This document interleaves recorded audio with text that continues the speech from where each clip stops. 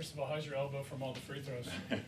It could be better if I made a couple of them at the end, but it's doing good.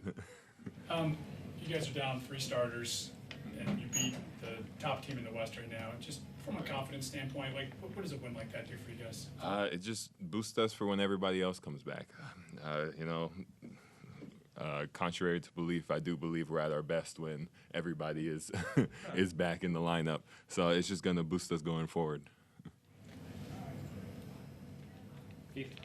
You guys held Anthony Edwards to 6 points in the entire second half, including overtime. Right. What is it necessary to do for a guy like that when you have, one, the perimeter defense on Isaac, and then you locking it down in the post? It takes everybody. We know Anthony Edwards is one of the best players in this league at his position and overall. So that's just not a one man's job. You have to go out there. If he blows by somebody, I have to be the secondary defender to try to help. And them having guys like Naz Reid out there, somebody else is going to have to help on that. So it's going to be everybody's help. You guys also were able to hold Rudy to just 7. That is your matchup, and you kind of frustrated him a lot this game. What was your mindset going in, and how do you feel like you executed that? Just go out there with energy. I think Rudy gets a lot of hate for what he does, but I still think he's excellent in his position and how he goes out and plays the game.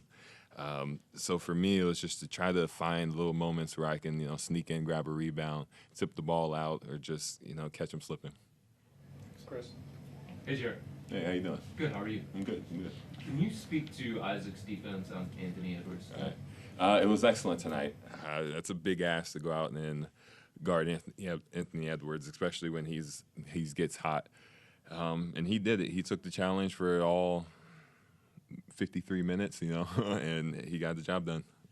What does it mean to you as a big and to you guys as a defense as a whole to have a point of attack defender like Isaac who can match up against the opposing best player? It takes a lot of stress off of us, and that's what he's been doing since he came in the league. He's excellent at being Isaac. I don't know how to describe it, but he's been doing great. So it just takes a lot of stress off of us. Daryl. Jared, 13 of your rebounds came on the defensive end. Right. One against Rudy. I mean, just that end of the floor against that size team. Right. Everyone wants to talk about physicality, but just what do you take away from being able to bring the physicality tonight? Right. Yeah, just hit him early.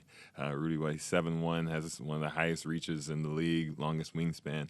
So if I could hit him early and wedge him out from wherever he is, that's going to be an advantage for me.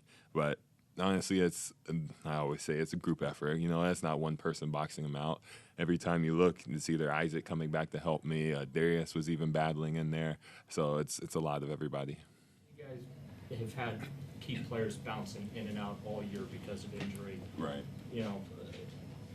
This past week you beat Boston, leading the East. Tonight you beat Minnesota, who was leading the West. Right. You feel like you guys are very quietly sending a message that you are a team that is going to have to be worried about? Absolutely. And not only that we're a team to be worried about, but that we have guys who are ready to play at any single moment. Everybody came in and contributed. Even D. Jones and Craig, they didn't get the most minutes, but they were still impactful for the game. So it just shows that we have guys all across the board, 1 through 18 now, that can play. Jackson. Jackson Forkadori on Euclid. Darius had a season high in shot attempts. Why is it so important for this team when he's aggressive? Right. He runs the offense. He's a primary ball handler, primary scorer. We have the ball in his hand a lot. So if he's going out there and he's being confident shooting his shot and shooting good shots at that, we're going to follow behind him, and that gets the whole team going. How does it help your game personally? When he starts shooting it, it gets in guys like Rudy's head that he has to go help on DG. And there's a couple times where you see that DG understood that and he dished it down to me. Chris.